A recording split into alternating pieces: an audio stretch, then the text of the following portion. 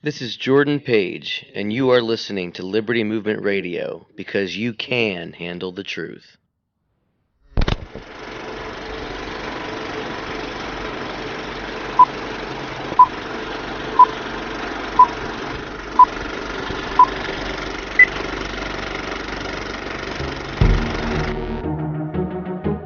To those who can hear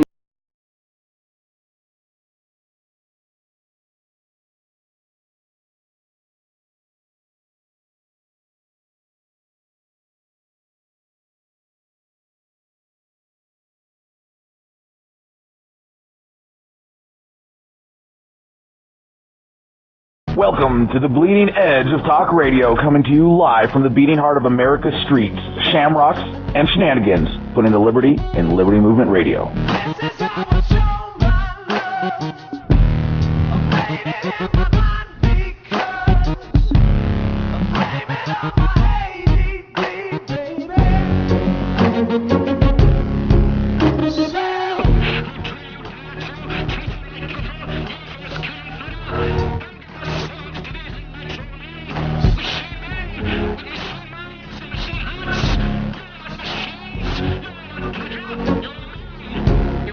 love of humanity in your hearts.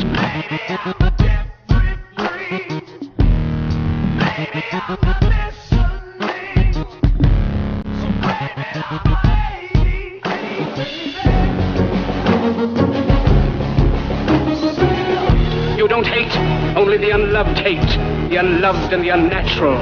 Soldiers, don't fight for slavery.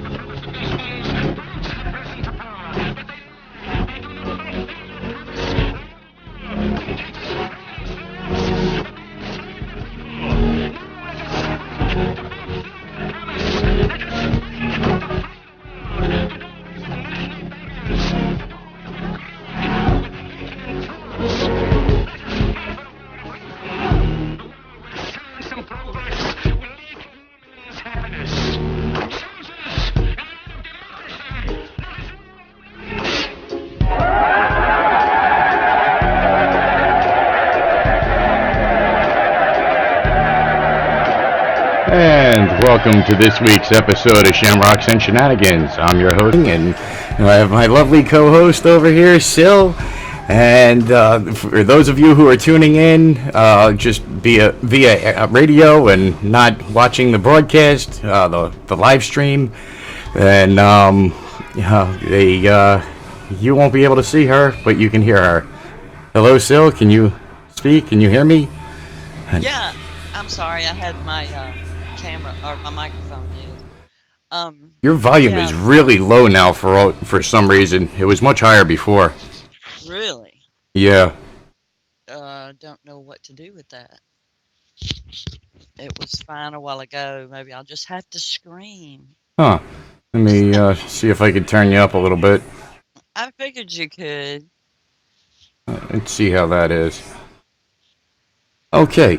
This week on today's episode, we have a special guest coming on, Christian. Would you like to do the introduction? Sure. Christian is going to be here to school me for my benefit about Pizzagate. I know Tracy Diaz is doing great research with it, and I've been watching some of his stuff, but not enough. So I really want to know the ins and outs, who's involved, what's true and what's not. There's a lot of skepticism, but in my personal opinion, which I always put out there, we've all known this was going on for years. But now it seems like the time to strike and really get to the bottom of the ugly. So I guess he'll be going calling in soon. We also wanted to get into the second hour. I hope we get some call-ins about the liberty movement, trying to reconstruct everybody get over their egos. And I know it sounds cliche and old, but goodness, this is the time for us to shine because, you know, history has changed here geopolitically, and we have a chance to do something if we'll just quit being nasty. No, So, I my agree. plan for You know, a lot of people got into this and nobody really knew who anybody was. And it seems like as the movement came apart and was infiltrated, some other people who were pretty prominent in the movement and had very strong voices are now nowhere to be found and not to be heard from. They won't support another libertarian just because they're friends with somebody else that they're fighting with, and or they don't agree with their viewpoints. And this is something that the elite have counted on for a long time. They've wanted the infighting, they've wanted destruction from within, just as we wanted to infiltrate their organization. So it's kind of going back and forth, and it needs to stop. Until the reason that Occupy Wall Street and almost every other movement has basically failed is because there's been no real direction, no real set goals and leadership. Things were going great when everybody just wanted to get Ron Paul into the White House. And after they realized that that was not going to happen, a lot of people didn't like Rand. And I, for one, I have issues with some of the things that he's done, but I kind of have a feeling I understand why. I can't say for sure, but there may have been threats, and who knows? We know who we're dealing with, and that goes into this Pizzagate thing. This is something that's real, and like you said, it's something that a lot of us have known has been going on for a long time. How many times has the joke gone out? Oh, you want to screw boys, go be a Catholic priest or whatever. We've known that this stuff has been going on for decades. But now, with the technology age and everything that we have at our fingertips, it's been a really great effort by a lot of activists and some people you've never even heard of before, really trying to dig into this, all these emails and everything that's been released. So now everything is finally starting to come out, and you see the mainstream media is scrambling like hell to do everything they could possibly think of to make sure that this information does not get out. They're trying to discredit us on every single front. And I think it's great because it's just driving more people to us. Oh. exactly. It's really our time to hang together instead of. There's nothing wrong with having a difference of opinion as long as we can work together. And you're right. The last time, we all wanted that one person to get in, but it's just over. It's over, but it doesn't mean we have to stop. We've built a freaking empire here. We need to do something with it. Absolutely. I just got a message in the chat from Christian. He is ready to call in, or he's saying he's ready, so if you want, I guess I can call him and add him to this. Absolutely. Okay, here we go. This is Christian Harris from the American Intelligence Report, AIR. AIR. Hey, how you guys doing today? Hey, Christian. Hey. So Shamrocks and Shenanigans. Boy, I'm excited to join you guys here in Milwaukee. It's cold here. I am freezing. Literally, I have the heat on, and I'm sure it feels like it's 0 degrees, but it's probably really, really like 40 degrees out there right now. Yeah, that's about what it is here right now. It's about 35, 40, somewhere around there. It's a little chilly. And you guys, it's like in the 70s here. Yeah, I won't tell you what to do. Kristen, I don't see you. Are you aware that your camera? Yeah, I'm not going to be able to do video with you guys tonight. However, I do have the streaming live on YouTube, and you have a bunch of watchers on there as well. I thought since I'm doing broadcasting, otherwise you guys could have my picture. I don't think the girls are that attractive to my scruffy face. I got this lumberjack thing going right now, and it's finding it hard to find a date when you're so damn smart. I hear that. It's like no one cares. What's the deal? No one cares about anything that's real. It's all sports, and even sports is feeling the impact of this informational awakening that's going on. And I want to talk a little bit about that with you guys, about how people are deciding for themselves what is real news, and how it is very important that we continue to allow people to go through this learning process and not have gatekeepers like the Washington Post decide what is real news for us. And I think that's something that you guys have come under attack for, as well as us over at the Rundown Live. And now I'm doing the AmericanIntelligenceReport.com, which is doing and is highly successful right now because we're just exposing the truth. You know, NBC contacted me last week and they're like, we want to come see what you do. And I say, well, you know, my day starts out much like yours. 3 hours of headline prep, 2 hours of radio show, and then I answer email and I go investigate real news. But I said, if you want to learn what real news is, I'll show you. I said, come on down. We'll show you where Gwen Moore, the socialist congresswoman, has a penthouse suite on the top of the Ambassador while she portrays she lives in the hood. How about we go investigate some engineering or voter fraud? And they didn't get back to me. Of course not. No. So it's amazing how they never want to respond when there's something real to report. Well, absolutely. And that's what it comes down to, is doing real investigation. And citizen journalists are the new journalists. See, all these guys, these pansies at NBC, Fox, they're all going to be replaced by robots. Give it 5 or 10 years, it'll be all robot news. We'll have a digital guy reporting our news. You know, it sounds weird, but that's the way they're going. Why? When you can program a fake avatar to give you the news, and then, you know, everyone's going to want to have cool fake avatars too to represent them. We all want to be famous in, you know, fake land, Candyland. Yeah, what was that guy, Max? Remember the Max animated guy? Yeah, the guy, yeah, definitely. Coca-Cola is Pepsi. He was a Pepsi spokesperson. And that's all preconditioning. That's something our government does really well. And this Pizzagate thing, you're seeing them really use it as a honey pot because they don't know what else to do. And they're going to try to use this whole Pizzagate to ban freedom of speech, citizen journalism, and people like me and you. So they will no longer include, even right now, if you type in Pizzagate, Podesta, and WikiLeaks, because I've been searching these references every day multiple times, I can tell you they are literally stripping Google searches of WikiLeaks. It went from being the top story, and when you type in the exact, detailed thing that you're searching for, to being the top result, to now not being able to be found unless you go to the WikiLeaks website directly. And it seems like they're censoring the internet already.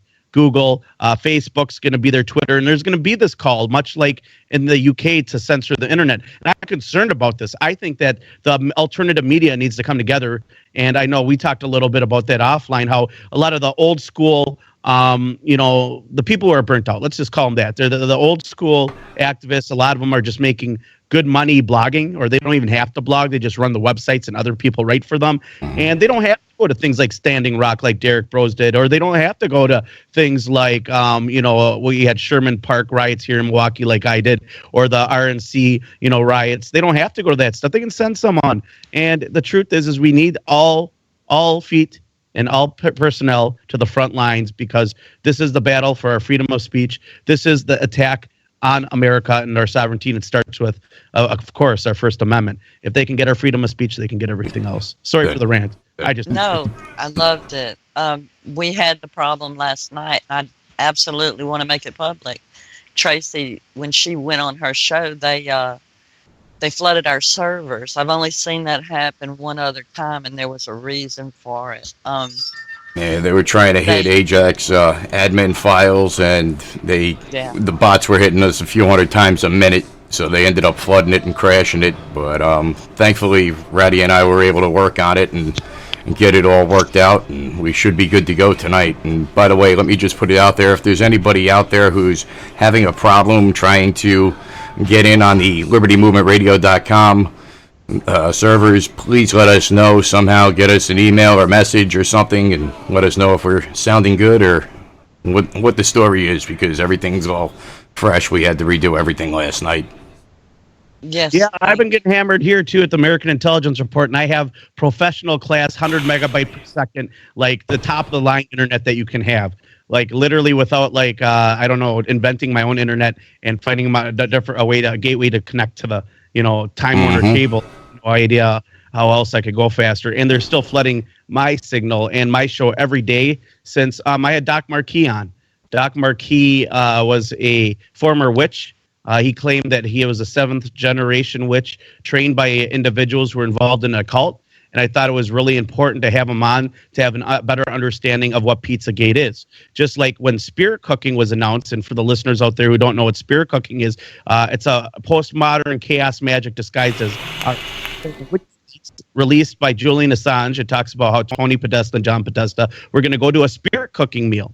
So that's where you take feces, sperm, and menstrual blood, and you mix it together, and you paint it on small little dolls of small children in the corners, and you write satanic pain and satanic magic on the walls, and they call it, it's art. It's nice things. This is what you do for fun. And obviously these guys have done it before.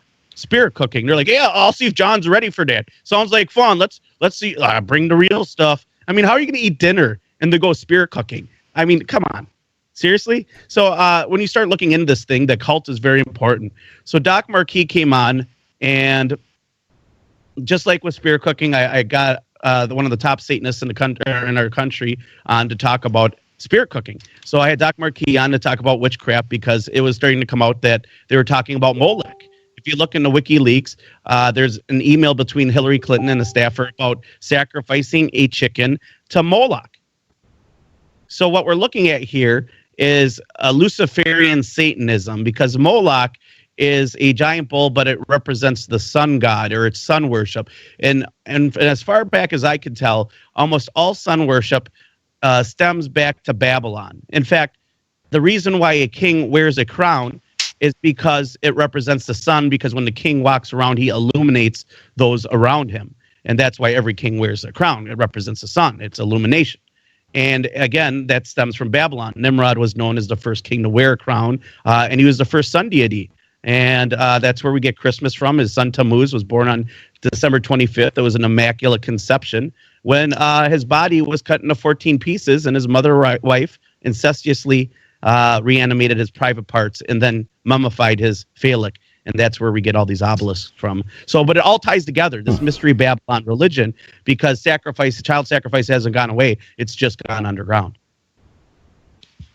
As with pretty much everything they do.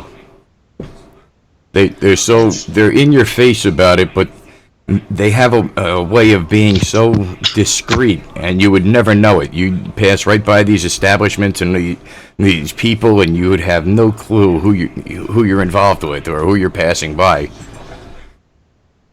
Well, that's the truth. They say the average human being walks around or shakes hands with the murderer 7 times a year or 7 times in her life. Who knows? I don't know the statistics. I don't want to give anything bizarre out there. But it is surreal, and I don't want to believe it. I don't want to believe Pizzagate is real, but the common decency, the humanity in me wants me to investigate this. Now, whether or not it's true, that's a whole nother debate. I can say that it warrants an investigation. We've seen that it fits textbook FBI pedophilia, even down to the damn logo at the pizza plate, Comet Ping Pong Pizzeria, where they have some very interesting paintings on by Kim Noble of child pedophilia, and it all links together. So James Elefantis and his pizzeria with the pedophile logo on it received some attention. And while doing so, allegedly, I believe it to be a false flag, somebody came into the pizzeria and the mainstream media reported they fired a shot. Yeah. Now people interviewed by Alex Jones Infowars, and I'm friends with some of the guys over there, said that no one heard a shot. There was no shot. So number one, there was no shot. Number two, this guy has ties to a very weird organization. This guy who went to Ping Pong Pizza and wanted to rescue. I want to tell your listeners right now how dumb this sounds. Wants to rescue the children, because as soon as those WikiLeaks were released, that very moment, you better believe those pedophile rings all switched and moved. So why are we going there with a gun trying to rescue children? It sounds ludicrous. It sounds naive, and it sounds very ignorant. And this kid is a movie actor. He's a movie. His father or grandfather, I don't want to give false information, so if somebody wants to look that up, has a company called, get this, Forever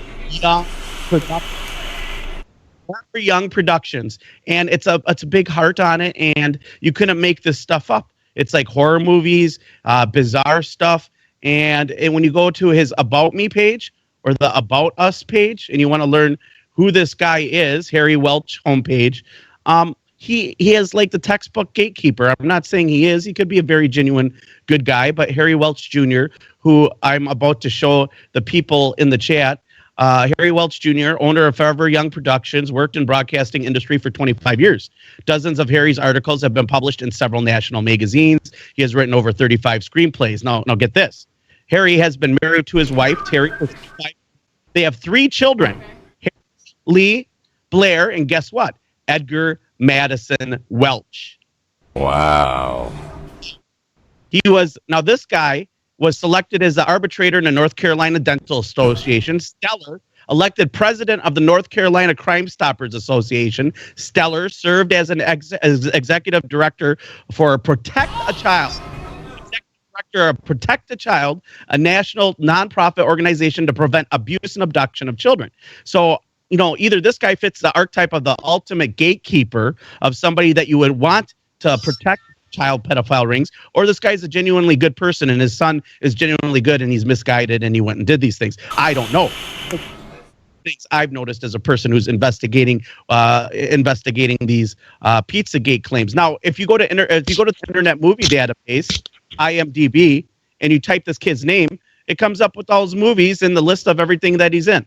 So, and the things that make you go, I'm just thinking that there's a pattern here. Pattern means it's not synchronicity, that it's not coincidence. And we need to recognize patterns because patterns mean that there's something going on, that there's a meaning there, and we need to find out what that mystery is. Now, I have a question for you. Since you went into the whole history with his, I believe you said grandfather or father, I had heard something about, I believe it was his father has military ties as well. So they were trying to say that was the tie to the government, as well as what you said about him having this whole acting career.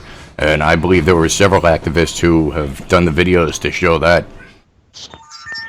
Yeah, the weird thing here is that you have an actor that's out there, and the media is proven to be liars. They're proven to not be true. They're proven to hoax events. It just came out that the Pentagon invested $540 million taxpayer dollars to make fake ISIS videos. Remember all those Toyota Tundras that they were driving around? It was like Toyota was endorsing and sponsoring ISIS.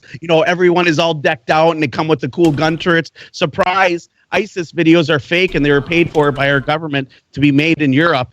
And the mainstream media just aggregated this information, because it's real news.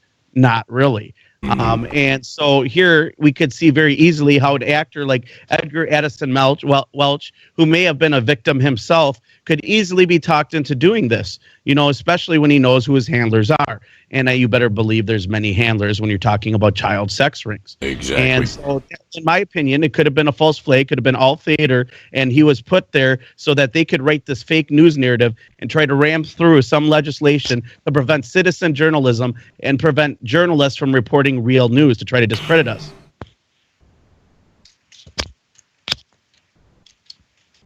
And so here we have it in Milwaukee. Check this out. This is from Milwaukee today. Fake news stories cause confusion during recount in Waukesha County. So they're doing this recount in Wisconsin. I'm sure you guys are aware, and I'm from Milwaukee. Right. And I've got inside information that communists are trying to do some shady stuff there. There's a social workers party showed up, a bunch of other interesting individuals. I'm going to go check it out again tomorrow. But long story short, they wrote this piece, and if you take a look at it, there were no sources to fake news other than that they said it was fake. So I looked it up, and it was an opinion piece. It was an opinion piece, and an opinion piece cannot be fake. It's really somebody's just, what's your opinion? You like the Packers? Yeah, I do. Is that a lie? Is that fake? Unless you put it out there as fake. This guy could be wrong in the information that's on his blog. So why is the media so quick to paint news sites as fake? There's a battle on alternative news media. We're whipping their butt. I don't know if this is FCC regulated. Otherwise, it would have been a little bit. No, not at all. We're completely uncensored. Well, and I want to touch base on this because a lot of people don't understand where this fake list came from. This fake list that LA Times is, aggregating and other media is going off of. It started one of the lists, because there's multiple lists. There's a Fort Liberty list. There's a fake news watch list. Mm-hmm. And one of them is from a guy in Illinois, and he's a neoconservative. He was running for state assembly, and he was friends with one of my arch nemesis here in Wisconsin, and he hated us because we were destroying the mainstream media, propagating real news, talking about Benghazi, talking about drones, talking about how smart meters and metadata collection and a police state is destroying your sovereignty. And guess what? We were ranked in the top 4 programs in Milwaukee when a local, Clear Channel affiliate surveyed the local people. We came in 4th, and not only that, our internet web rankings were destroying the mainstream media. We were beating out multi-million-dollar complexes like NBC, Fox, and WISN consistently with news we were writing and aggregating, which was just happened to be news that they refused to report on. So we were doing their job for them. And then they decided that they didn't like it and that they needed to do something to stop us fake news people, because there is no 1033 program, bringing in wraps and everything else. And so they started putting together this list. And at that time, everyone that was associated with us started on that original list. In fact, the first time I heard of the list, we got a call on the show, and it was from one of the activists in a group called Waking Up Wisconsin. If you can get some of these guys, Tim O'Keefe, Doug O'Keefe on the show, they are very enlightened and very smart. And the first thing I thought is, boy, this is about 2.5 years ago. And you can find the episode that it was on, because it was called in during our show, that this would be used as a list to ban and censor all media. And I called it 2.5 years ago, and it's like prophecy. It came true, and it's very frightening to see. It's amazing. I really wish I had heard about things like this sooner, but I remember catching some sort of wind of there being different lists, and it was just something like, I don't know. I could see them doing it, but it's kind of hard. I think we would catch wind of it by now, but this was going back a little, probably about a year or so ago. And now here it is. It's like right here in our face, and we have to do something. There's no way that we can allow, like you said, our First Amendment to be completely stripped out from us, because we will lose everything else very rapidly. Yeah, and that's what it comes down to, is all our freedoms and liberties. If they come for my freedom of speech, we had a guy on. He runs the National Report. And I don't know if you've ever heard of the National Report, but it's a satire website. And he runs a lot of very big media left-wing sites. So he came in our program, which is extremely right-wing, by the way. I would consider anarchist, minarchist, the Rundown Live at the time. His name, Alan Montgomery. You can look up the interview. He runs the National Report. That's a fake name, by the way. And he was talking about how it's important to have satire, because satire brings attention to real things.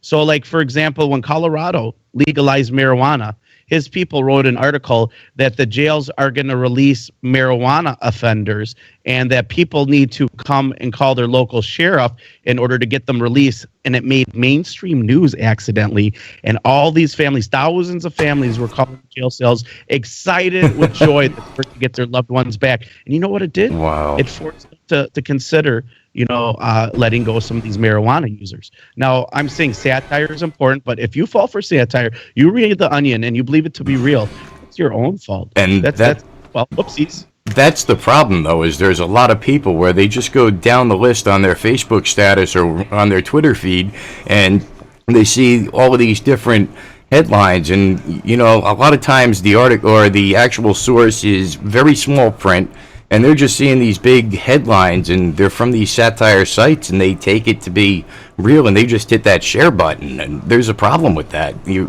really have to click into the article, read it, and then see if it's a satire site or something seems off about the article.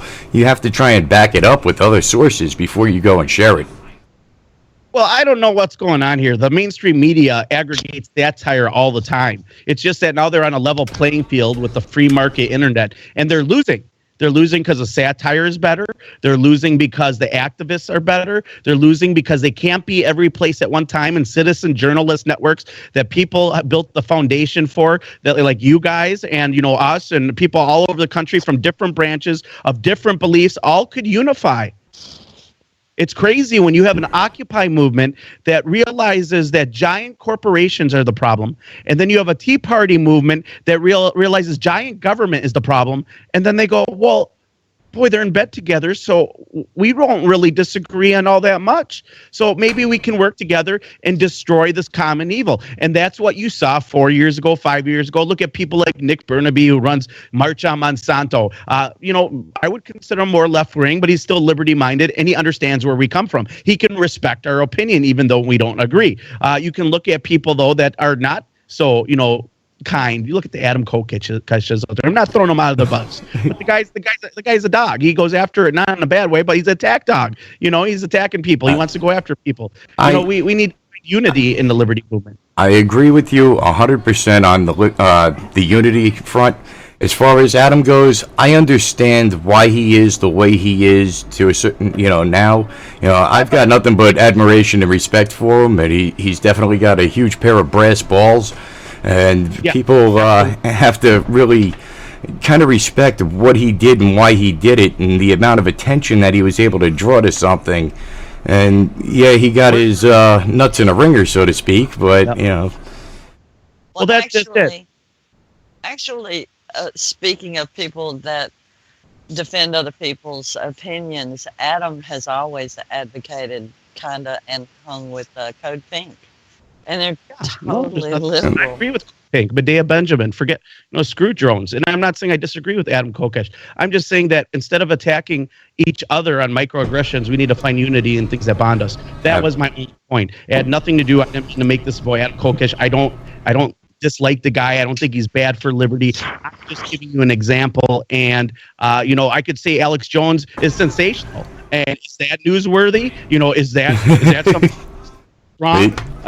I'm just being honest with you. That's my opinion, and I think that we need to put all these differences aside. We need to bring the liberty movement together. We need to focus on things like Pizzagate. I know I was mentioning and talking about putting together as far as I know, the very first alternative news media conference, which I want to hold. I wanted to do it in Chicago, but some people are talking about New York, Washington, D.C. possibly, and we're going to try to get a place the weekend of 9/11 and have some kind of conference. Cool. That would be really cool and put together.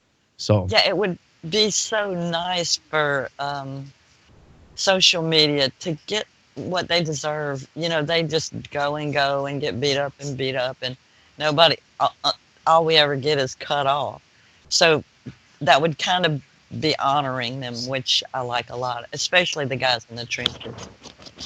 Well, right. That's the way it goes. And, there's a lot of activists that just, like I said, become ambivalent. So now we see the mainstream media seeing that maybe some of the top activists are ambivalent right now. They're not as active as they used to be.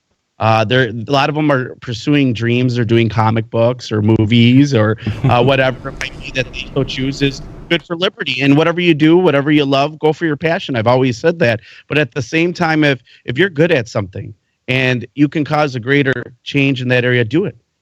Find a way to be useful. Look at you guys. You guys are on TV. Like 2 years ago, we wouldn't be able to do this. Like, I have a green screen behind me. It's amazing. I can compete with Fox and CNN. I'm one guy, except I got to do all the work myself, and I can't read off a teleprompter.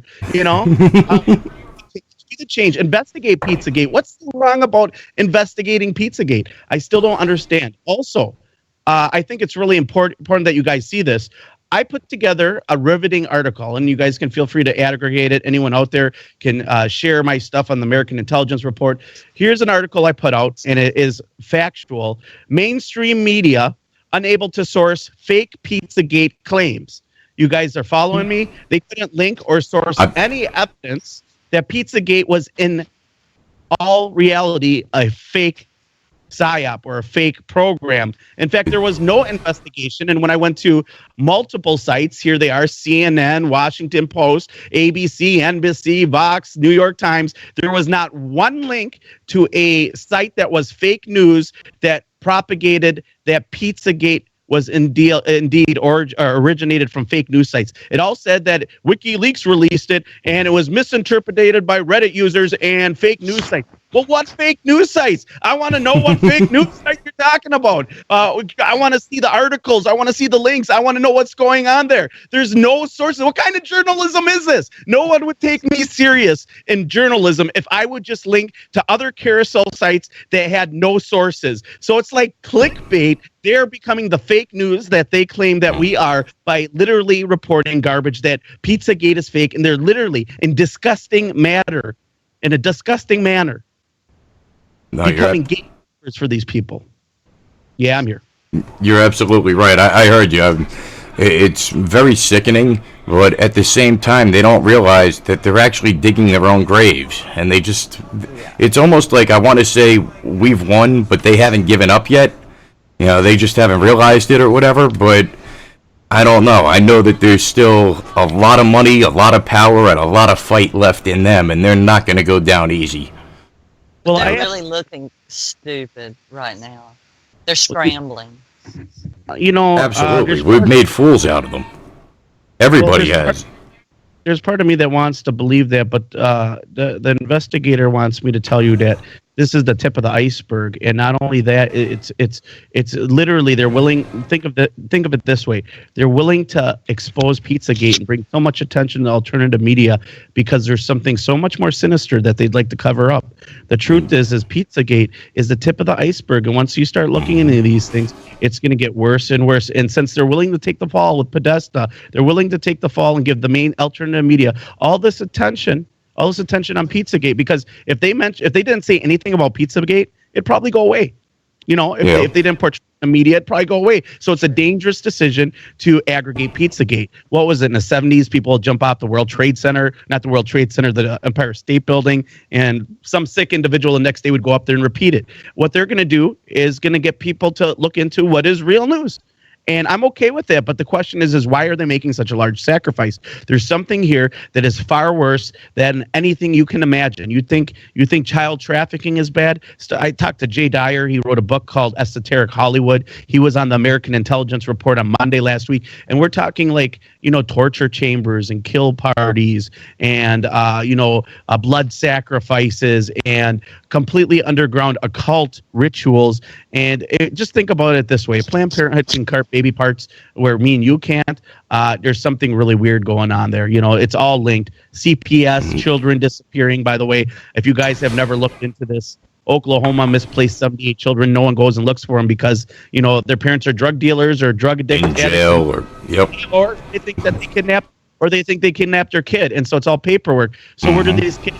Nobody checks on them because their parents are dopers. And so. You got to ask: are all these things linked? There's a lot of speculation here, and I'm telling you, as a Hardy boy in me, or the investigative journalist, there's nothing wrong to wanting to know or investigating a child pedophile ring. The other big question, and the big question I have, and the most dangerous question I can ask you on this radio program is: why is the FBI not investigating Pizzagate when it fits textbook pedophilia? And number two, they must have known about it back in Wienergate already. They who hand in the cookie jar. Who has their hand in the cookie jar at the FBI and probably all these children organizations? Because I'm going to tell you, these gatekeepers are going to have stellar records, and it's going to be so unbelievable when it comes out. Look at the church. Look at now the Pope comes out and says the fake news is bad. Wow. I've been trying to explain to people that, and I can't stress this enough, that this stretches to every single branch of both the private and the government sectors.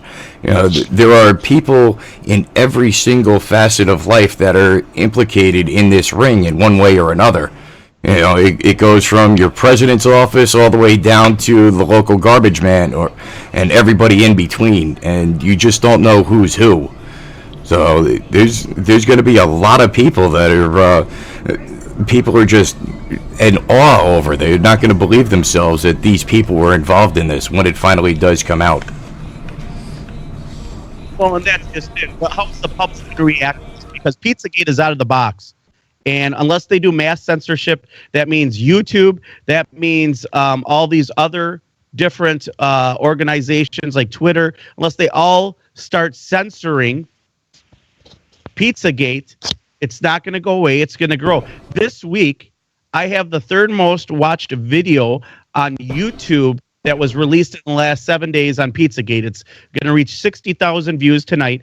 And I'll give you an idea. I used to tour in a rock band, and I would love to have played in a stadium full of 60,000 people. Hell yeah. But for some reason, God's blessed me and instilled a barometer of light to actually be interested in finding out about this stuff and educating others, learning about the esoteric history, the occultism. Now, that's what we need to be focusing on. Not everyone in an occult is bad, but there are bad occults where people partake in these bizarre rituals of human sacrifice and trafficking. For your listeners out there, Google something called Bohemian Grove. And even more frightening, when I had a guy on my show called his name Doc Marquis, he claimed to be a former Illuminati witch. His family went all the way back to the 1700s, back into the Adam Weishaupt era, and he explained how they have these meetings not yearly and annually. They have monthly meetings and even weekly meetings for some people where they do bizarre things like sacrifice and cutting themselves and sexual intercourse, which there's nothing wrong with that. But what's the reason? If you're doing it to have magic powers like the wicked ruler Nimrod, so you can receive the all-seeing eye that's on the back of the dollar bill with your mother, that's a little bit deranged. It's I could go weird. I might not let my kid hang out with Tammuz, and I probably won't be your party December 25th. I'm just saying, Yeah.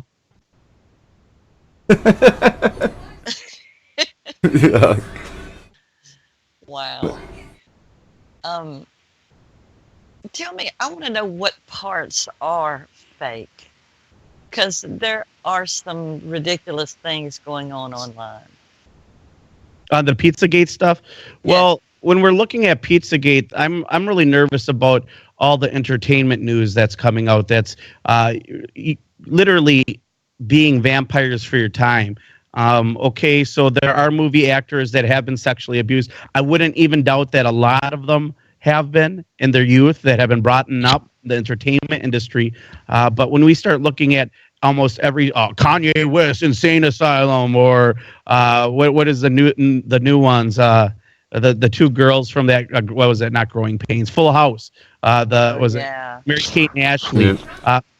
We're seeing stuff like, they did a pizza video and their dog's name was Comet. Well, who cares? I get it. The symbolism is there, but how is that related other than it's going to waste your time and rot your memory or your brain? There is going to be disinformation out there, and that disinformation, I believe, all will come for the majority part from the mainstream media. Because we know what news sites to go to. We understand, even though the Daily Sheeple might have a weird name, they have good journalists. We know that the activist posts put real people out there. We know the anti-media. We understand the AmericanIntelligenceReport.com is a guy behind a computer, but he actually goes to real events. We have Dan Dix. We have great warriors amongst us. We do have the Adam Kolkeshes. And then we have people that are becoming the new mainstream, like Alex Jones in Fox Wars. But that doesn't mean we shouldn't reach out to Alex Jones and his people. Like I said, I'm friends with his people. Joe Biggs, Rob Dew, I talk to those guys often. Mikhail Thalen is the guy that really helped get us aggregated on websites like InfoWars. By the way, Paul Joseph Watson, who wrote the article about the Bundy Ranch showdown that made Drudge. That was our link. He sourced us on that because we were the ones that aggregated the whole Bundy Ranch standoff that they were stand up with the government. I kept up with that really close. Yeah, and if the Drudge Report link and you go check it out and see where it goes back to InfoWars, you'll see that it's linked to us. That's where Paul Joseph Watson got his news. And I'm not saying that we're always right. Listen to everyone, investigate everything, and don't believe it unless you can prove it with your own research. And that goes with Pizzagate. And like I said, in the day and age of information, ignorance is a choice. It's up to you guys to decide what you believe and how you want to handle these things and what kind of changes you want to make in your life. And if you want to live in normalcy bias where, it could never happen here. Absolutely. It's all a matter of personal preference and what level, what you're going to do with your life and what you're going to allow to stand and what you're not going to stand for. So I'm going to make two predictions here. I got about 5 more minutes I can give you guys. Unfortunately, I work a slave job like everyone else, but I'm going to make 2 predictions, and neither of them are going to be very positive. I do believe that there's going to be informational revolution, but I do also believe that there's many aces in the back pocket of the elite, including global devastation, including pandemic, including fiscal failure, such as of things like Deutsche Bank, which definitely should have collapsed by now. And these are all burdens that I see that could come down the pipeline and conveniently happen during a Trump presidency. But who else would you rather have in during that fall and war? And I'm not saying I like Trump that much or anything, but Hillary Clinton, boy, it was a tough decision. It was. I have to say, Trump hates globalism. He hates globalism. I'm with them there. I hate globalism. I don't like walls, though. I don't get the wall thing. Yeah, I mean, I don't get a lot of things, but when you look at the big picture, that's why the Liberty Movement is fighting a lot.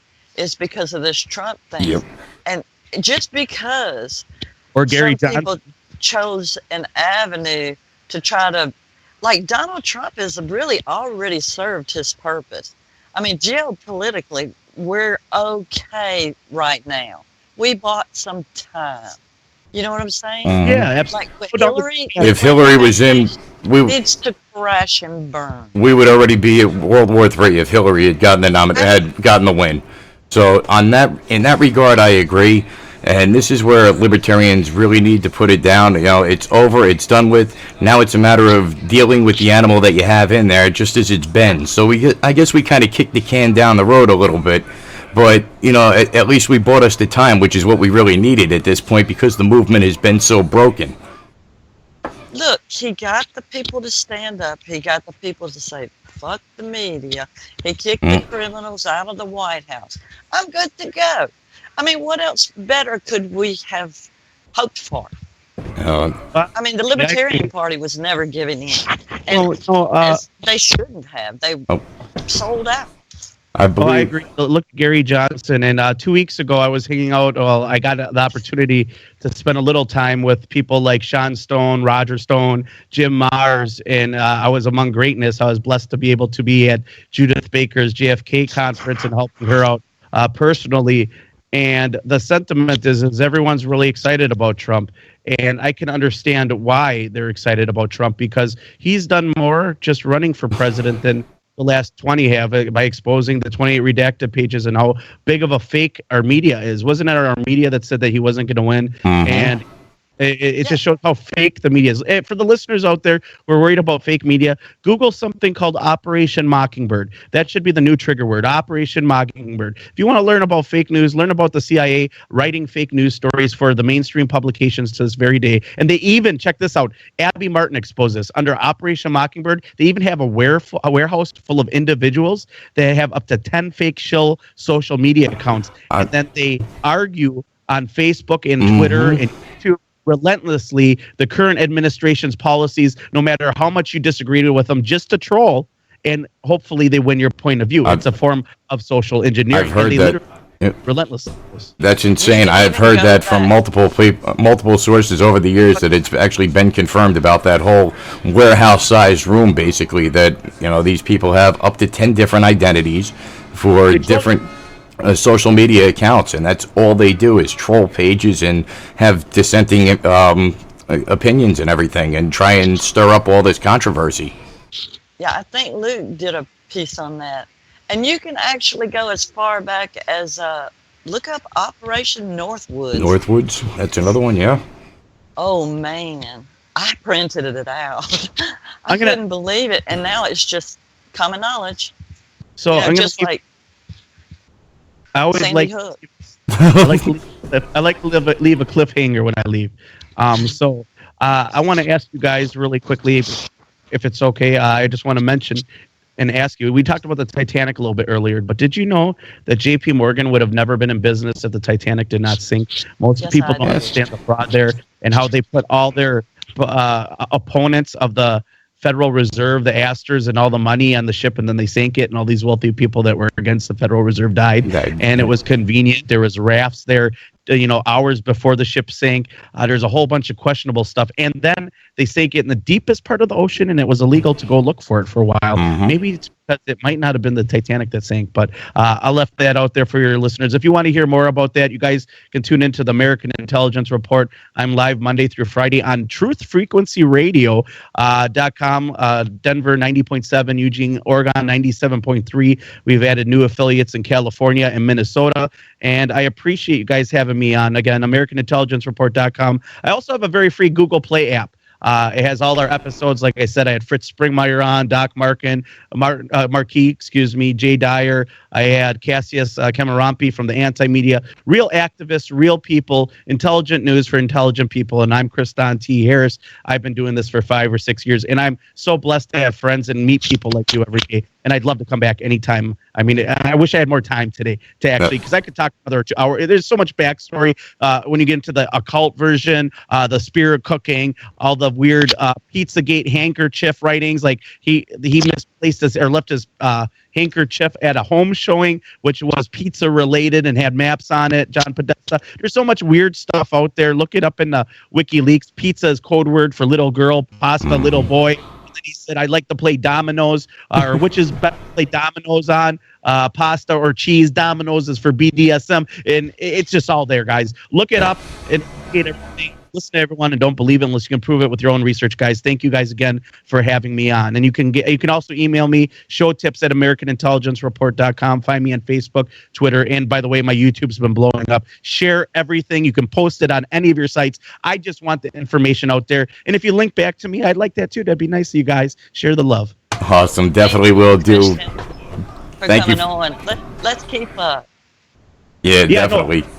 Time. You let me know, I'll be here. So I appreciate it. I do this full time, and I really love other people that do this. And it's amazing. Think of it this way: there's so many individuals out there that can donate so many different gifts. You hear people out there like B.O.B. the rapper talking about, revolution and talking about, the Illuminati, and then you hear people like Jakari Jackson making comic book art because he's passionate about it. Now you got Joe Biggs leaving InfoWars, which I believe is to pursue a movie career and other things as well as being an activist.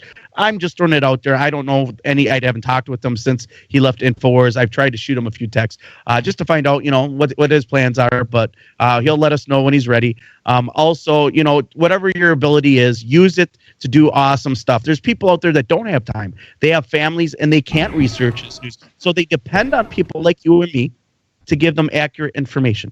So make sure you always check your sources, and don't forget to always tune into the AmericanIntelligenceReport.com and you guys, Shamrocks and Shenanigans. What a name. I love it. It's going to be popular March 13th. Thanks again so much. Have a good night, man. Thanks again for joining me. All right.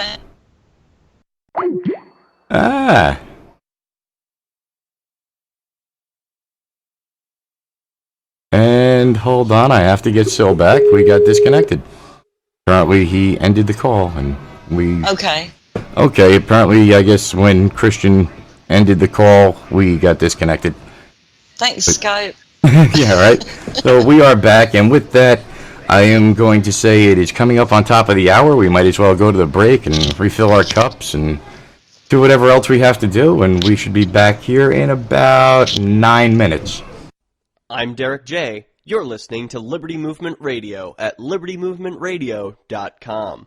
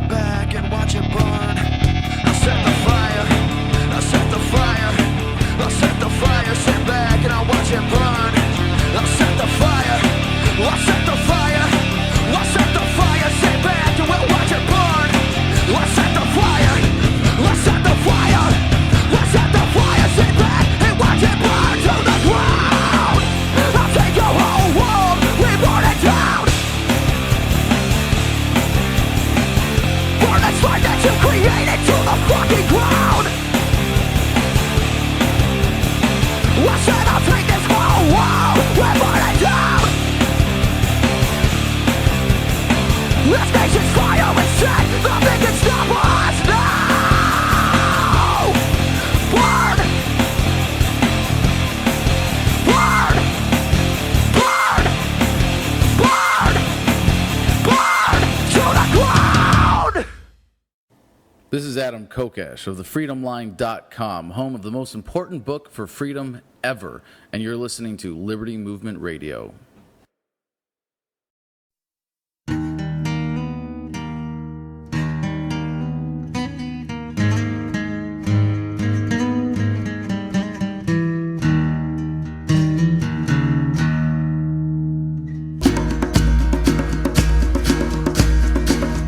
Listen to the sound that you hear like an echo in your head. There's a strange vibration rising now from the heart of America, America. Listen to the sound of a drum calling players to the game of the new world order. Don't be caught unaware when the heads start rolling.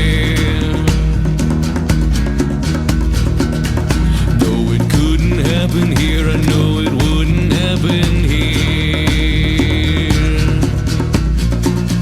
I will not submit to authority of man. I'm alive, I'm awake. This is more than I can take. If you had an open door, would you kill a little more? Listen to the cries of the dead in the wake of the Sudan. Is there no one out there? I see blood in the sands of despair in Africa.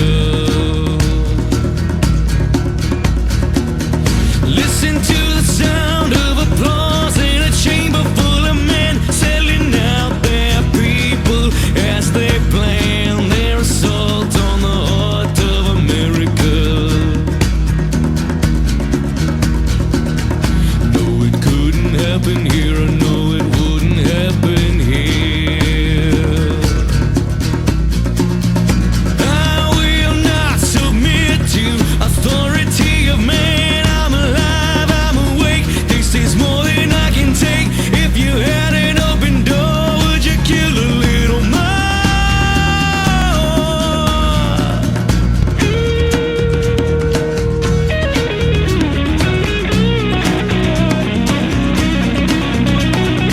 In the councils of government, we must guard against acquisition of unwarranted influence by the military-industrial complex.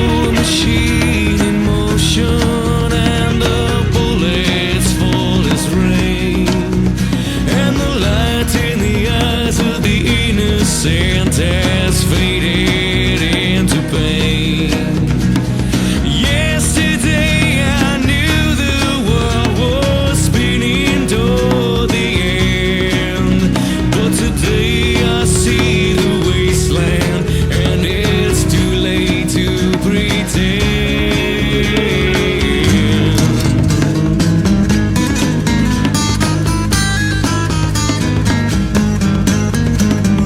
Listen to the words that you hear, said the ghost of Vietnam through a veil of napalm. Don't forget your mistakes and where you came from. I will not submit to authority of man. I'm ready to die, but not for a lie. See the signs up here, you know it's gonna happen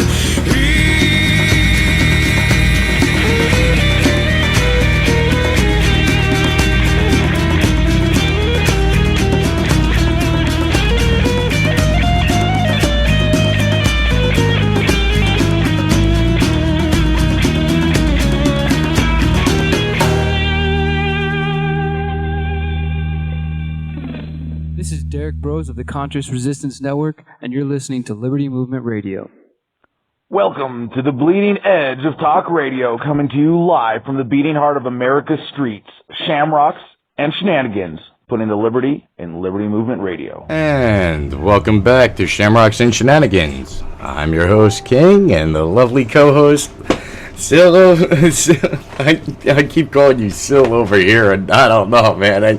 I'm looking over to my right, and it's like you're right here with me, but you're not, and you're just on a screen, and they don't know that, those who are just listening and not paying attention to the stream. You're telling me I cannot hear you at all, Sil. You forgot to unmute your mic. Ooh, oh yeah! Oh yeah! There we go. Welcome back. You're supposed to tell me. Oops. That was great. What's going off?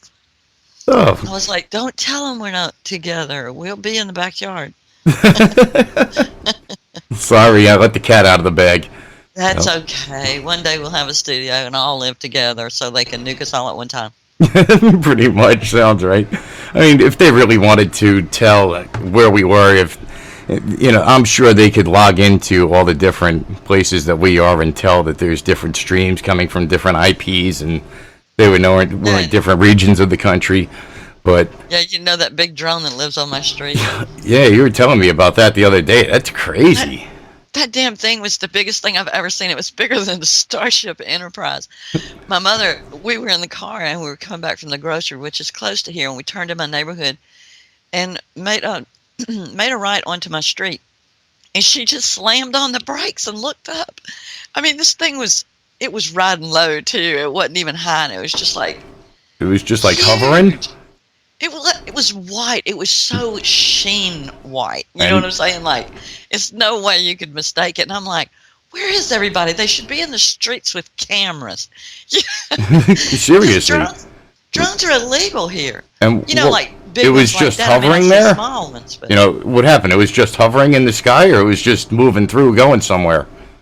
if it was moving really slow because, like I said, we stopped the car and just sat in the middle of the street and watched it. Wow. It was huge. That's insane. It was at least 3 or 4 houses big. That's got to be being used for communication gathering or something. Yeah, it was weird. We do have Airbus that just came here, and Mobile Aerospace too. We have a Brookley field, So I guess you could. Well, we're what do they call that? Port City. So okay, yeah, you're right there on the water going on. Yeah. We have a shipyard, stuff like that. It blows up sometimes. Nice. It actually blew up, I want to say, year before last, and I heard it from here. Do you know how far that is? It's like on the Bayway from me. Which I have no idea. I wish I could give you miles, but it's nothing in a few blocks from me. For me to have heard the damn explosion, it was massive. It was crazy. What is that? That's a military shipyard you have over there? No, it was just at the docks. It was just an oil ship at the docks. It just blew up. Yeah, we get a lot of oil barges here by me. I'm in Elizabeth, New Jersey, for those who don't know. And, there's the biggest shipping pier on the eastern seaboard is over here at Port Elizabeth, Port Newark. And part of, not too far away, we have the Bayway Refinery, which is connected to Exxon. Forget the other company that actually bought it out. I believe it's Phillips. Yeah, Phillips 66, or it may just be Phillips or whatever it is now. But that is one of the larger and older refineries. And we have a lot of barges, and actually all the way down to about Perth Amboy, which is about a 5 or 10 mile stretch. All up and down that coastline, you have nothing but refineries and oil tanks and everything else. I've been saying it's a terrorist stop or a terrorist dream for years, because if they let one go, it's in close enough proximity that the whole entire thing's going to go.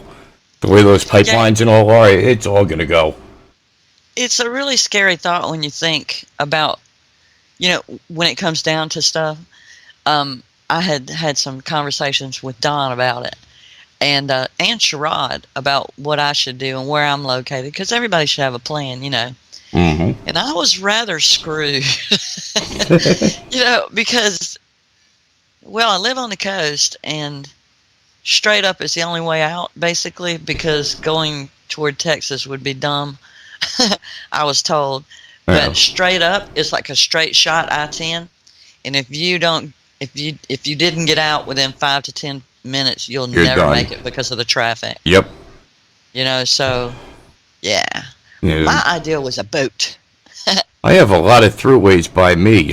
There's nothing but highways and a lot of major interstates, especially in this junction where I'm at. I have Newark International Airport is 2 minutes from my house, and I have. Wow. Yeah, I'm literally right on a block up from 1 and 9, U.S. Highway 1 and 9, which is a U.S. highway with traffic lights. So it's not a. It'll run all the way from Maine to Florida, but there's lights and all, so it'll take you a little while to get there. So Is it loud? Oh yeah, it's loud. I have airplanes passing over my head constantly. I have, I have one small airfield is right in Linden, which is a neighboring town. It's like a community airport, and there's no small jets. It's all prop planes. But you have that, and they're constantly over here. Plus, you have all the major media outlets that have their choppers over there. Oh, yeah. On top of that, you're in a big city. for a long time, Trump actually used to keep his choppers there for a while. I believe that's since changed, but who knows? They could still be there for all I know. I believe it's at Newark Airport now, though, since they built hangars somewhere. But I'm sure he's got stuff all over the place. I wish he was in Russia right now, really. I think he would be safer. Just me, man. No. Yeah, that should. I'm really curious to see what the year brings. He's such a wild card. Yeah. I'll take a wild card anytime over what we've had. I do know I've read reports saying that, Trump is related to the Clintons and the Bushes, and he is. So I do really wonder, are we going to get more of the same thing and just a lot more secretive about it? Kind of like, look at everything I did for you and look at everything I'm hiding. You have no idea. That's where I was in the beginning. Just what you said. I was like, you know what? They're cousins. This is all for show. What's going to happen is he's going to ring her in on a platter. It's all planned, blah, blah, blah. Then when this media thing got in on it, yeah, and he starts talking about ending the Fed, and he's not a statesman. No. I don't think he knows what it's like, and I kind of dig that. I mean, he could go to charm school, don't get me wrong. but I don't know. I think he has some good ideas, and the more they hated him, the more we liked him. Right. Yeah. That's definitely a conversation we've had. That showed me a lot. When they really attack somebody and they start getting ruthless, that starts telling me that they're trying to sway the public's opinion for one reason or the other, and that's the person who I want. But they didn't want him in, and the people. I really wonder. Regardless if he's good or bad, the people got what they voted for. The only thing that I said the whole time was they didn't want Ron Paul in. And they did everything that they could do to make sure he did not get airtime. And succeeded. He did not have time with the media. He did not have time to get his point across. The only thing he was doing was speaking to 10, 15, 20,000 people when they would show up at these rallies. And they were huge. Yes, they were. I mean, we did a hell of a job, as a collective there. Absolutely. I will never forget that. And then lost their bearings. Yeah. all of us, myself included. I got lost in other things. And well, we got our hearts broken. It was what happened. We did it for 8 years, hardcore. So really burned yourselves out. I remember the day I lost it. I remember it specifically. I had taken off work for like 4 days for the convention, 2012, because I was into all the. I started with Joe Blaze, the Rides for Ron Paul. Oh, we just had a missed call. Not sure who it is. I should put that out there. Our call-in number. This is the second hour, and we are opening the phones up to call-ins. We were trying to get people to call in. I don't want to put your phone number out there, but if you just called in from a 612 area code, please give us a call back, and we'll see if we can add you to the conversation. But our phone, oh yeah, so I meant to put it out there. I'm sorry. Our phone number is 908-838-4383. Again, that's 908-838-4383. Yeah, good job. I had put that on my page that we were taking call-in and Skypes. Okay. Okay, back to the conversation. Was that you? What? Oh, they're yep, they just called back, but it's not, you know what? For some reason, it's not ringing for them to call, and I'm not hearing it. I'm going to try and add them to the call this way. Yeah, so I got to go and change the screen so I don't put their phone number up on screen, so there we go. I'm sure you could hear me, caller, so I am going to call you back. Let me just get a second and get this pad worked out.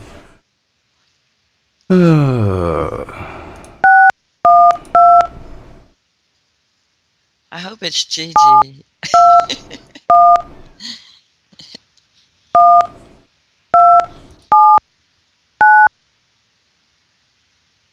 Okay. What the hell? That's not what I want. A mess.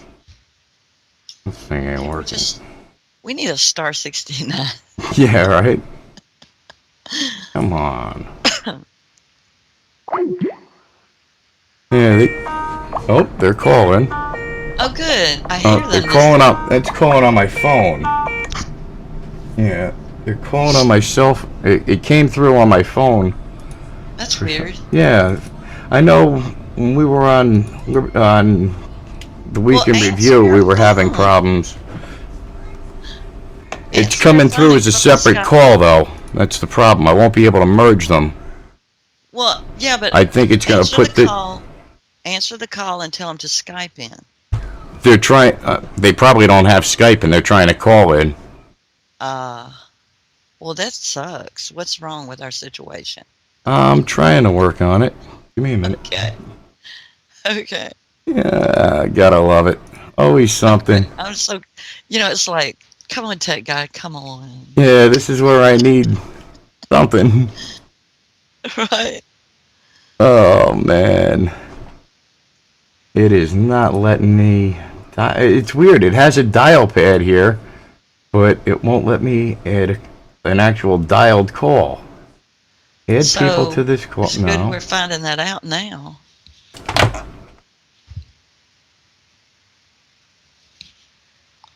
Oh, let me try this. I think I might have it. Oh, cool.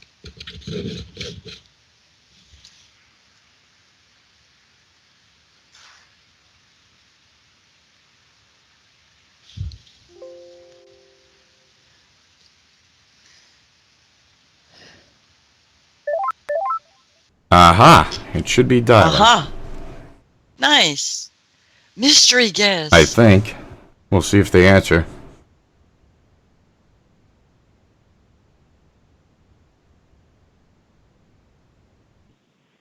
Hello? Hello. Hello. Hello. How are you? This is Shamrocks and Shenanigans. Say again? This is Shamrocks and Shenanigans. Did you just call us? Yeah, I just got your phone number off of Facebook via Margareta Cecelli. Okay. Nice to hear from you. Are you Margaret Cecelli? No, she's right. She's on the line with us. Yes, that. And that is the woman, yeah. Yes. Yes. Is she Hanaha Shinichi? No. Who is this? Is someone laughing? No. What did you want to call in about? Well, no, Margaret Cecil. I got on in Latvia here. Margaret Cecil, is that you? Well, my name is Margaret Cecile, but yes, it is. Well, my gosh, Lord have mercy, it's good. Hi, my name is Paul Bruvels, and hence I'm pulling you off of Facebook and stuff. Yeah. Have you been listening to the show? Which show? The one you called into? I've been what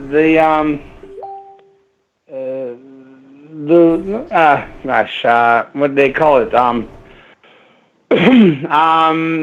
Here this evening in Minneapolis. I'm in Minneapolis, Minnesota. Yeah. Where are you, if I may ask? I'm in the South. Right. Yeah. Hairspray. Me and my 90-year-old Eastern European mother were watching Hairspray. Okay, can I ask where you're going with this? You're calling into a radio show, sir. It's the three folk. No, honestly, no. I'm from Minneapolis, Minnesota, and stuff, and I'm Latvian based. Our family is Latvian, and it's just I've been following, what's going on and stuff, and with North Dakota, with my friends in North Dakota, and yeah. Okay. What does that mean? No, that's some messages coming through on social media right now on the other line. Oh. What? So. And I see you as Margaret Cecile, and that Latvian English is my second language. I understand. So you have friends at the pipeline? Say again? You have friends in Dakota protesting? Absolutely. We have 18 degrees right now. I'm sitting in my front porch. Wow. And I grew up in South Minneapolis, but my family is from Eastern Europe, and Lord have mercy, these the natives that are dealing with these cold temperatures. We have 18 degrees. Our pond is frozen over and stuff, but yeah, so. What can you tell us what conditions are like there on the ground? Like, what is it like for everybody that's the natives that are there, the people who are camped out? What is going on? In North Dakota? Yes. Oh, I'm not there. I'm in Minneapolis. Oh, you're there. Okay. But the interesting thing is in Minneapolis, I'm 46 years old and stuff, and I grew up with American Indians, but I'm white Caucasian, yeah. And through high school and stuff, we have the largest inner city, the White Earth Indians. They have, their own, according to the federal government, it is in the city of Minneapolis, it's their standpoint, and it's a reservation, and on Cedar Avenue and Lake Street and stuff, yeah. Okay.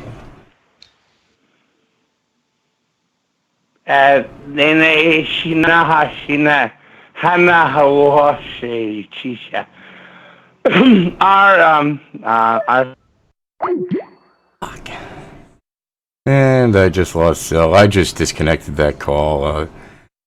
Sorry, caller. I think you're intoxicated or something, and you needed to go. So, let me go back here and remove that from the call. And go back. I'm pulling you back, Sil, right now.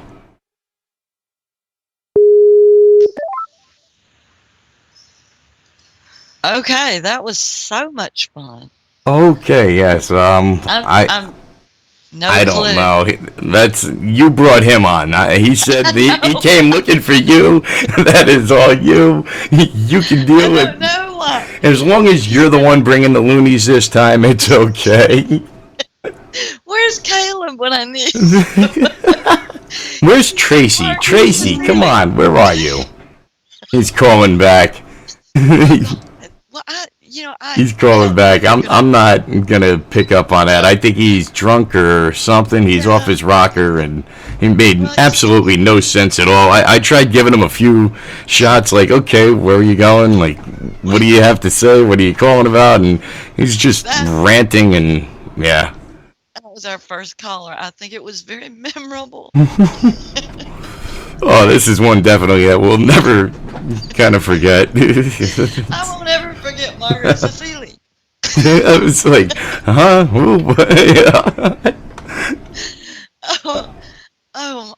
That hurt. Okay. Sorry, we all mean to laugh at you, sir, but not at all. Just kind of happened. Yes, things happen in this world. I forgot where we were even at. He's calling back. He just keeps calling. He's got to. I'm not answering. You already had your turn, and you kind of wasted a little bit of time, and I'm not going to pick up. So you can keep calling, but I'm just going to keep disconnecting and ignoring and that. Yeah, it just was going nowhere. Yeah, not at all. But so anyway, Gigi just put something up. Pizzagate banned from YouTube. I believe it. I know. Yeah. I believe YouTube. This is something else I wanted to put out there. I believe YouTube is starting to censor not just the Pizzagate thing, but Standing Rock. I had a video posted on our website, Shamrocks and Shenanigans.com. There we go. I had a video that was just put up right around Thanksgiving, and it had been doing really well. I think it had somewhere around 70 or 80,000 views. It was taken on a corner by an activist, and he was showing the SWAT police and everybody else who was down there just kind of trying to prepare for crowd control, and then they just kind of hurdled everybody another way back to their cars. And it was about a 20-minute video, and now all of a sudden today, I went on our site. It was there at one point. I was doing some work. I refreshed the page, and the video had been taken down. And it wasn't just the video that was taken down, but the entire account was deleted. So I think it's going to depend on what hashtags you have and different keywords that may be in your videos that is going to determine whether or not they are going to pull your account. Yeah, I'm the queen of Standing Rock live video. I have shoved and shoved and shoved it. I think, as a matter of fact, on my timeline, and I hide them and I save them, and yeah. And my hashtags are the worst in the world. The worst. Absolutely the worst. Yeah, because my mouth is like a sailor. Yeah. On my hashtags. I'm sorry. I'm high strung. I know, I try to keep it toned down sometimes, but there's certain things that just really get me going, and I was a master mechanic, and I grew up in a shop, and my father was a longshoreman and a truck driver, so I got the mouth like a truck driver, and yeah, I grew sometimes up with my Uncle Jimmy, that's all I can say. It just comes out I grew sometimes. up with 4 Irish uncles in the house with me. I was done for. Yeah, so fuck was in every other word. It still is. Mhm. At Christmas, Easter, Yeah, Thanksgiving, you know. Sometimes you could have a double fuck followed by a motherfuck. No, my Uncle Jimmy's favorite is a gaggle fuck. The gaggle fuck. Okay. Gaggle. So glad this is uncensored. I guess the second hour is going to be the, okay, just get loose a little bit. Right? Oh, yeah, he's listening, he probably is. I don't know what's going on. I really can't tell how many people we have watching or listening or what. Something seems a little off, but probably because you guys have rerouted and tried to save the day last night. yeah, but I mean, it they're trying doesn't. to shut us down. I mean, nothing might not be accurate. I'm not sure. It doesn't matter. Let me go on our page, the LMR page, and see real quick. You talking about the server? No, I'm going. Well, our back end to the our dashboard to our site. Okay. I don't want to go putting anything out there that doesn't need to be said. What kind of platform the site was built on, or whatever. You know, our security is kind of of top priority right now. Yes, you are correct. Well, the good news is we had a whole hour where we were discussing, a controversial topic, and our site is still live. We're good.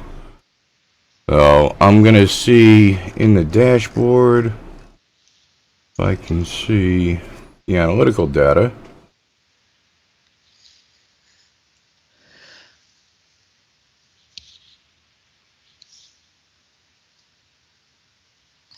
I gotta get used to this now. Ready, change my level of clearance, so to speak. He made me an admin. It's me and him that are doing the admin for the site. So the dashboard is a little bit different. There's a lot more to it on my side now than there is for just a whoever's registered as a DJ. Damn it! Nope. There's a different title for the web page. It is a. Oh yeah. Yeah. There's admins, and then there's another level. You're an editor. That's correct. You can edit. You can only edit things, but you can't actually add or change or delete content or anything. You couldn't add new users or anything like that. That has to be an admin. But that's the reason for it, so that I could add people and give them their editing thing, so you could access everything to get the server information and that sort of thing. Well, it's really turned into a complicated situation where it didn't used to be. Things are happening so fast. That's what it is. This fake news thing. And I believe they're trying to get rid of us hard. The fact that they turned around and let our name get out there by the mainstream media, and I said right from the start, I believe I said it to you, what are they, fucking crazy? They're in the media. They are the media. They've been the media for the last millennium. So don't they know that by putting those names out there, they're going to drive all of the traffic right to us, and people are going to do their own research. They're going to look at the things we're saying. They're going to verify the sources that we're putting out, and they're going to say, wow, how could Fox or NBC or CBS or any of these stations say this? There is no way when you do any sort of minute investigation. You don't even have to really dig into some of this stuff. When the facts are presented to you, it's right there, clear as day. You know what you're dealing with. Exactly. They drove us traffic when all we have is live footage. It's like we have the real live footage. They don't want it. And if they do use it, they take hours. Exactly. And then they turn around and edit it and everything. They cut down what they don't want in it, and they just release little snippets. Where here you'll have somebody that'll release an 8-hour piece of film just to show you that entire thing is authentic. And then there's a 2-minute sample in there where something actually happens that needs to be seen. But, it's all there. Exactly. Because we post it live, when it's supposed to be happening, and it doesn't matter how long it takes, it's there to be seen. Yeah, they don't like that. No, not at all. But it's the real news. I mean, it's really what's happening. I mean, you can watch live footage all day and make your own opinions, That's it. I mean, they don't do that. They're never going to do that. And they'll put Casey Anthony on all day with Nancy. What's her name? Who is that lady's name I hate so bad? Which one? Oh, the Nancy lady that's obnoxious. On the news? Or yeah, she did the Casey Anthony thing, and was judge, jury, and trial, and all that bullshit. And you're she talking did it with, Pelosi? no. She did it with Trayvon Williams as well. Is she a judge or some shit, or I don't even know. But anyway, Oh, wow. she spun the hell out of that. For like, I mean, if you're gonna, CNN is really notorious for. I mean, when something happens, like what was the Aurora shooting Okay. thing? CNN or Fox or whatever, they'll go to 72 hours of it. Like nothing in the world is happening except for that. But they still yet to give you the real live footage. Mm-hmm. Man, oh man, what an art, right? No, it's amazing. And that's something that we've been trying to tell people again for years is anything that you see on TV is only what they want you to see. Anything that they want to make happen, they can make happen. They have all of the resources possible. So they have the absolute best and latest and greatest equipment, and they have the money to hire the best engineers. So if you really think that what you're seeing and the story that's being presented to you is accurate and 100% credible, you've got another thing coming to you.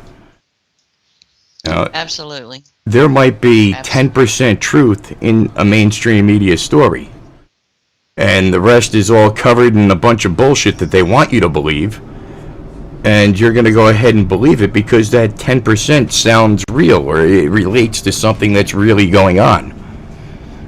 They continually do that, and then they shape it how they want it. Yeah, that's why I really live by live footage. I don't even care if I know who it is. If it's live, I'm putting it on. That's it. I mean, Facebook screwed up when they put that live thing on there because now it's there for the world to see. Mm-hmm. Yeah, well, unless people really spread it and save it and own it, nobody's ever going to see it because those people that are on live may have 500 friends. So I really, really look hard for that stuff. Right. No, and I usually try to meet the people, actually. And I do pretty well with it. The thing that I'm worried about is the way they're going to censor all this. Something like that is coming to an end. What happened? Did you find out today what's going on with that page? Is that fine or whatever bill that you received anything legit?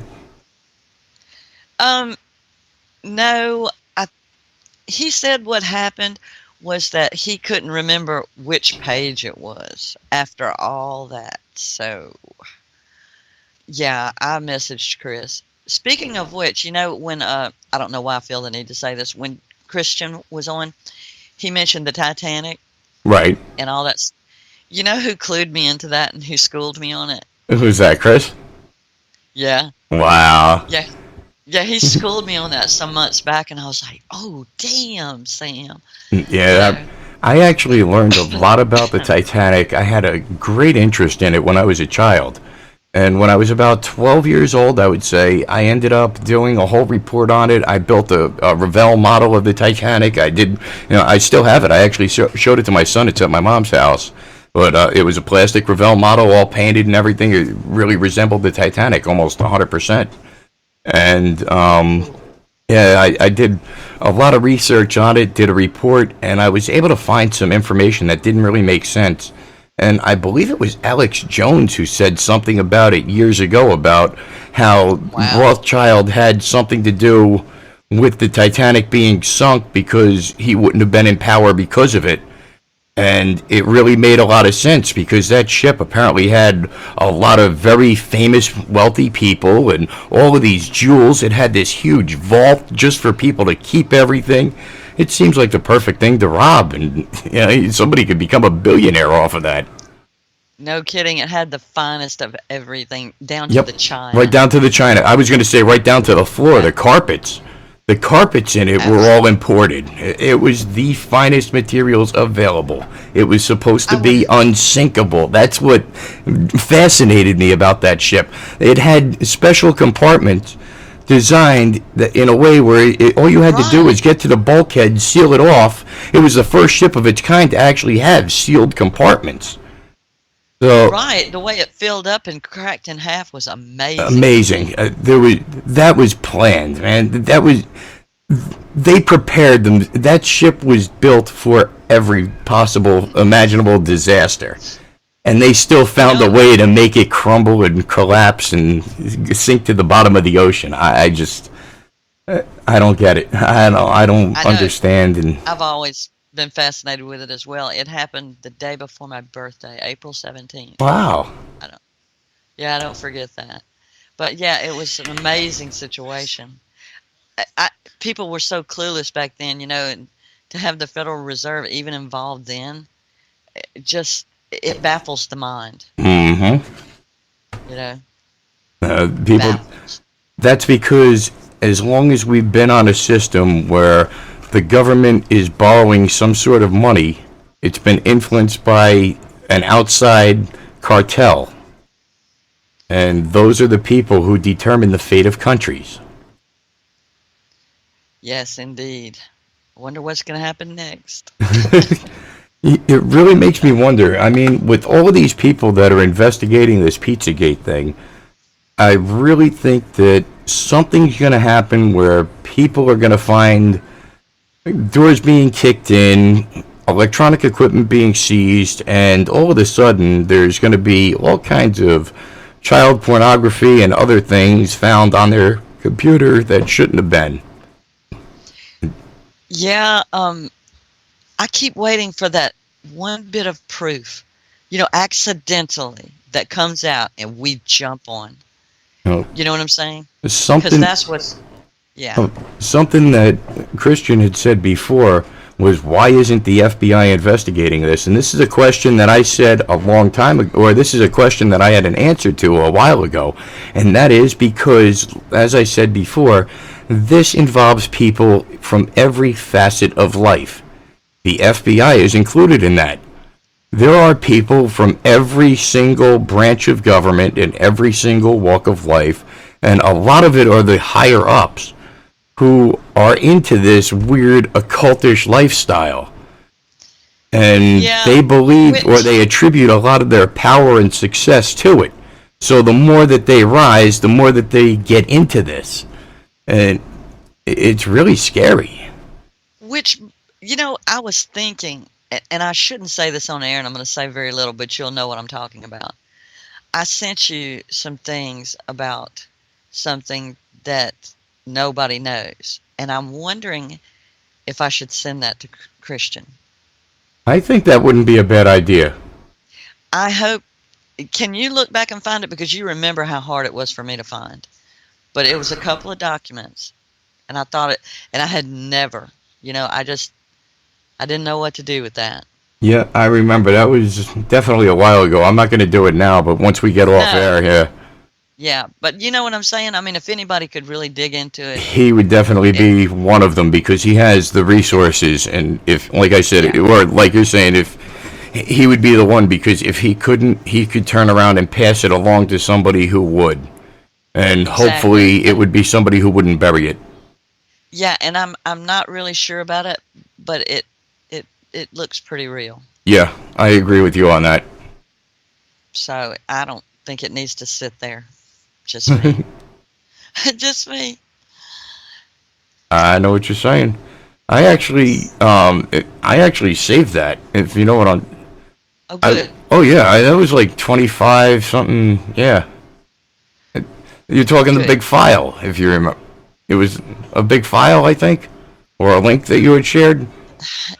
I think it was just photos of documents, but I had a hard time finding it because I have so much of that stuff, and I couldn't remember what I filed it under.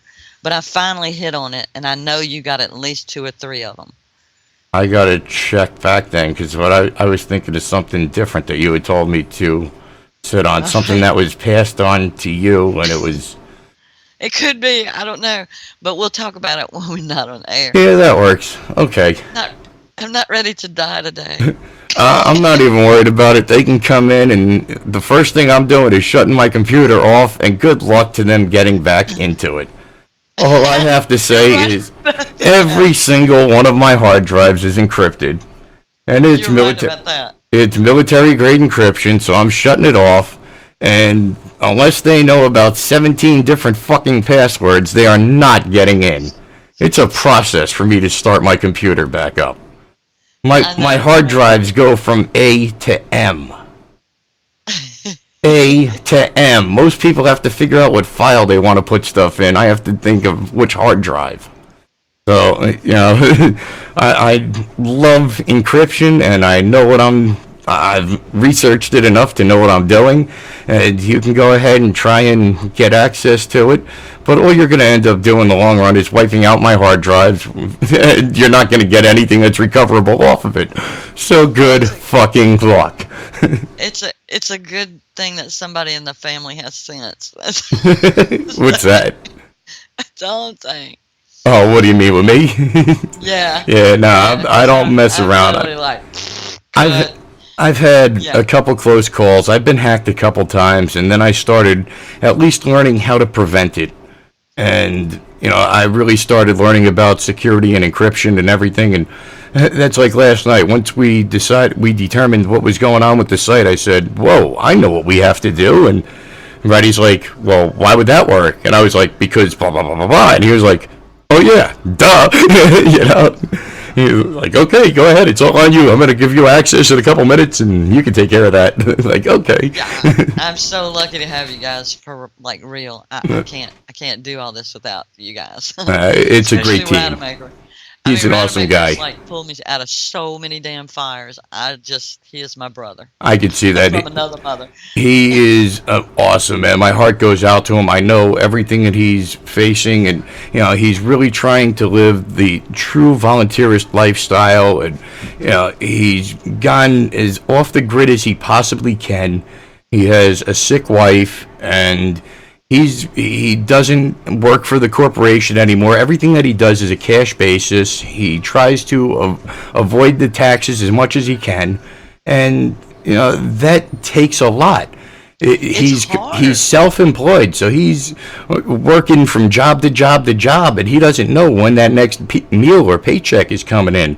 And for him to dedicate himself to this movement, come hell or high water, there's a problem, and he's the guy that's there. And you know, no one has any idea how many things he's working on and how many people he helps with absolutely nothing in store for him but just gratitude. Thank you.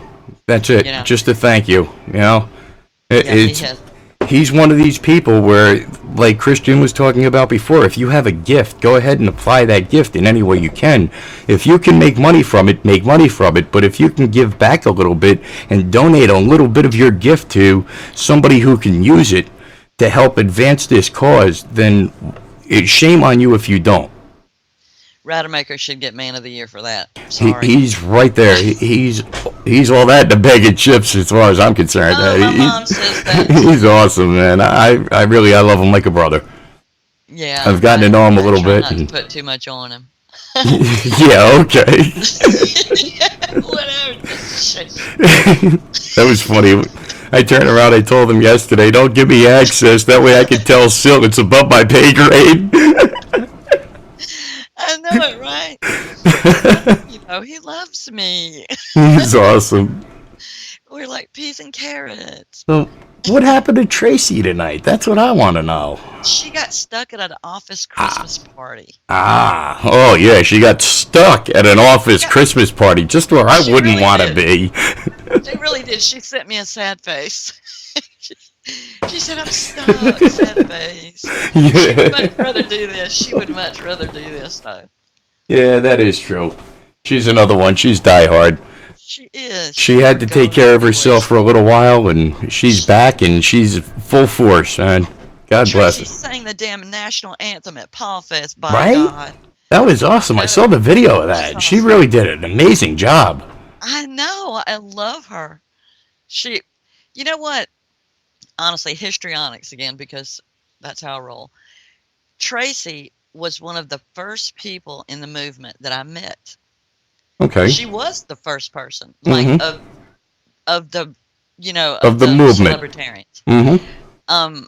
I used to be in all the tiny chats. You know, I'd watch I was a stalker because I was active here for Ron Paul. I worked national and grassroots in 2012 and all grassroots in '08 because there was no national. So what was that? She put me on a Tiny Chat, or somebody introduced me to her, and we were just the fastest of friends and have been every day since. And it's a running joke with us because it was like, it was really like, it was like April or something. And she was like, Margaret, is that a Christmas tree behind you? And I was like, yeah. She laughed her ass off because Joey and I had a running joke of how many years we could leave the Christmas tree up. Oh, wow. Yeah, so she still messes with me about it, but that's actually the first time we met. But I love Tracy. She's great. She's intelligent. You know? Like you. Quick story. Years ago, it was. I'm gonna say I was following Tracy, Danny, and a bunch of other activists since around 08-ish. We kind of all started linking up around then, 08, 09. And then in 2010, I had discovered the cannabis oil thing. I decided to treat myself. I had wonderful results. My blood sugar stabilized. Couldn't believe it. We were having problems with my child. He was at the time 4 years old. I decided to administer about less than a half a grain of rice amount. I put on a peanut butter and jelly sandwich, gave it to him at bedtime, because he had, at that point, had gone about 3.5, almost 4 years without sleeping through an entire night, awaking, terrified nightmares, screaming, wouldn't wake up rested. He was very irritable, cranky, was becoming aggressive, violent ever since he was 6 months old and had his 6-month shots, his vaccines. So at that point, he has never had a vaccine since then. And I decided that at this point we had almost had a problem where they were getting ready to call in early childhood intervention. He was in P3. I said, I know what happens at that point. He'll be classified. I'm not letting that happen. I have to do something. I stepped in. I let it be known. I started spreading the word about how remarkable this stuff was, because for the first time he actually slept peacefully. He woke up happy after about 6-7 hours. And it was like having a completely different child. I couldn't believe myself. So, when I saw that, I was jumping for joy, and I did everything that I could possibly do to get the word out. Eventually, I let the wrong people know. DIFUS was notified, and I ended up being brought to a psychiatric unit. I was in a psychiatric unit. I was in a psych unit for 10 days. They had me there against my will. They had removed, or they were trying to get me to abide by rules that would say I would stay away from my child. I ended up being released, signing a bunch of paperwork, but I didn't pay attention to it, and I ended up going over to my house and staying with my wife and son. They wanted me to reside with my family, my parents. And I was married, and I had a 4-year-old child. You're going to tell me I have to go sleep with mommy and daddy? Like, who the fuck are you? So I ended up going back. They got wind of it because we actually admitted to them that, yes, we're not going to lie. Yes, I have been staying here. Oh, okay, we're coming down. We have a court order to remove your son. So I went and hid and did what I had to do, and I ended up going through this whole thing. They came back with an ambulance and took me to the hospital again, where I stayed for another 20-some days. I was in this psychiatric facility for just about a month, and when I got out, I decided something has to be done. And that's when I really started getting involved in activism, more on a public kind of, let me get myself out there, let me see what I can do on the front lines. And I battled them, I beat them, but going back to how I met Tracy was I reached out, and she was the one who actually put me on the air and everything. Her and Danny, and it was Ragamuffin Radio, and them guys really. I remember.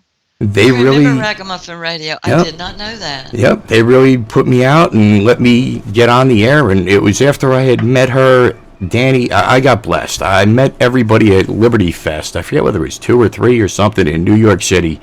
And it was down in the basement of this little place, and it was packed, and you could do nothing but stand there and talk to everybody that was around you, and it was great. Or you'd be outside smoking cigarettes, freezing, and talking to people that were around you. But it was a really great time, and I got to meet a lot of wonderful people.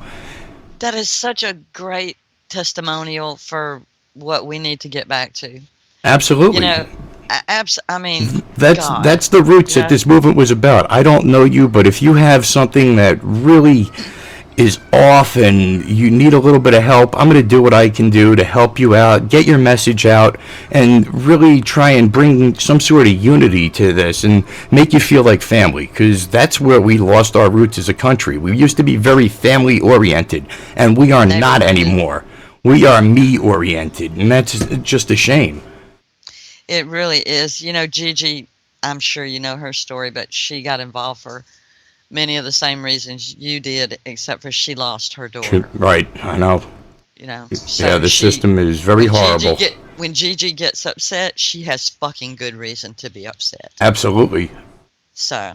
But at this point, it is coming up on the top of the hour, so I guess we will plug the station, and you can find it. This is Shamrocks and Shenanigans. You can find us at libertymovementradio.com on Wednesday nights from 9 p.m. to 11 p.m. Eastern Standard Time.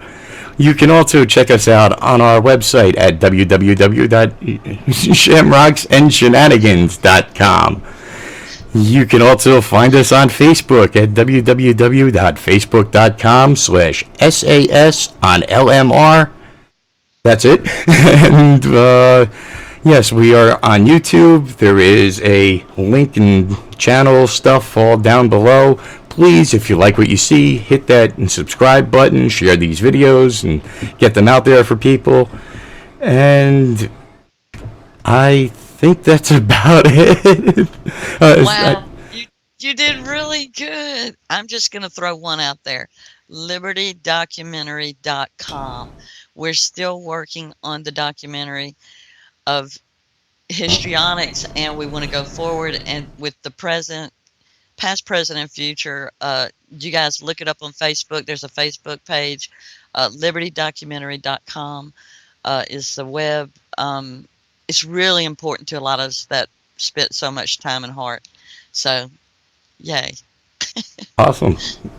I definitely know of quite a few people who are involved in that project as well, and it's another one that I fully support, so please go out there and show it some love. And with that, everybody be safe. We're signing off tonight. This is Shamrocks and Shenanigans. I'm getting all tongue-tied. It's December 7th, 2016. This is our second episode, and it is now over. Let me roll the music. In the words of Porky Pig, piss off, Lou. In the words of Porky Pig, piss off, Lou. I'm your masters of war. In the words of Porky Pig, you that build all the gods. You that build the death planes,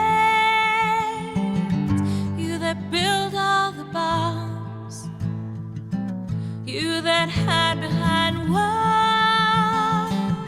you that hide behind desks. I just want you to know I can see through your mask. You that never done nothing but built to destroy. You play with my world like it's your little toy. You put a gun in his hand and you hide from his eyes, and you turn and run farther when the fast bullets fly. Like Judas of old, you lie and deceive. A world war can be won, you want me to believe, but I see through your eyes, and I see through your